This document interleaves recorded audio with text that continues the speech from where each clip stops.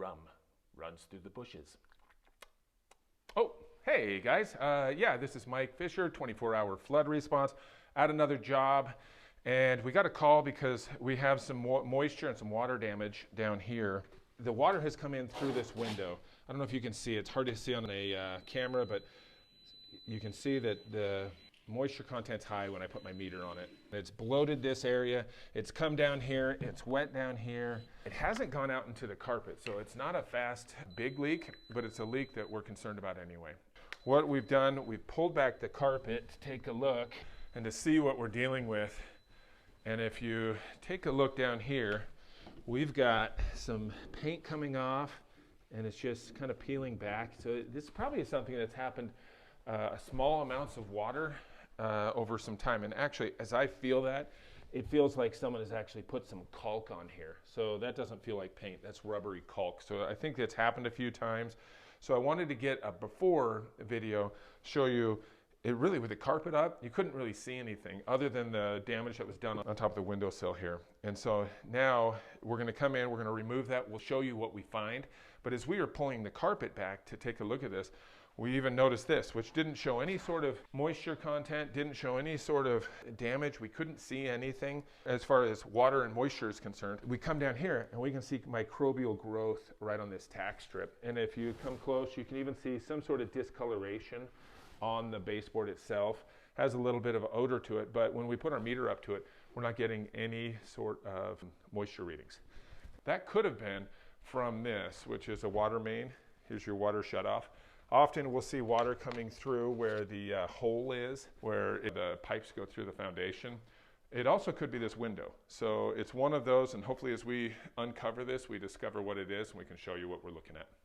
We've gone ahead and set up containment so that we aren't cross-contaminating the whole place. As you can see, it's kind of bouncing in, and that's called negative pressure. So we're capturing it in this HEPA, the air is blowing through a filter, cleaning the air, and putting it into the house.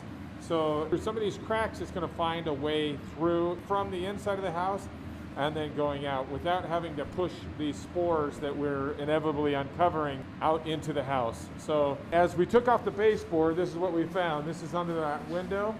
You can see that there's growth here. We spray it. So every time we take off a baseboard and we see mold, we treat it with antimicrobial. So this has already been treated. So it doesn't look exactly how it was. It looked a little bit fuzzier. Got it wet so that the spores aren't continuing to go airborne. This other side, which we were concerned about, we found a whole lot more. We've thrown away the baseboard already, but you can see that there's damage right in here. And that's that microbial growth. We have had tests done. We're waiting for results. We knew we had to do this since it was wet, and we got permission to start before the tests come in. And then we'll have a post-test to see how we did, how clean it got in here, and compare that to where we're at and see if it's a safe standard for it. So we'll keep cutting the drywall and let you know in a second. Took out the drywall after we took off the baseboard. There's plastic, it's a vapor barrier that's in here behind this. And that vapor barrier was doing a good job of holding off and separating the two areas. But like this is where it's obvious water has come in, and you can see that it's just rotted away. And so it's just happened over time and probably many years that's happened. Down here, the sill plates look pretty good. You can clean those up, get those dry, and get those taken care of. So it's funny because you look at this and the tack strip wasn't rotted away. So that water stayed back here, probably because they caulked it, if you remember. They had some caulk there. That didn't help the big situation, the main problem, but it helped the tack strip and the carpet a bit.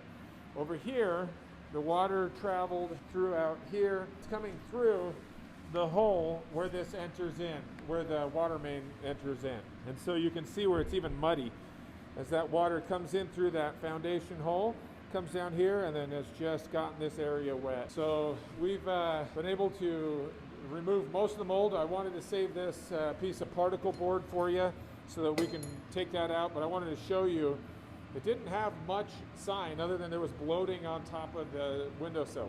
Without a ton of sign, this is what we're finding. It's pretty ugly. We'll take care of the mold and show you what that looks like in a second. Okay, so now we've cut this out We've cleaned it up, have removed all the mold that we can get to right now. We have a HEPA still going.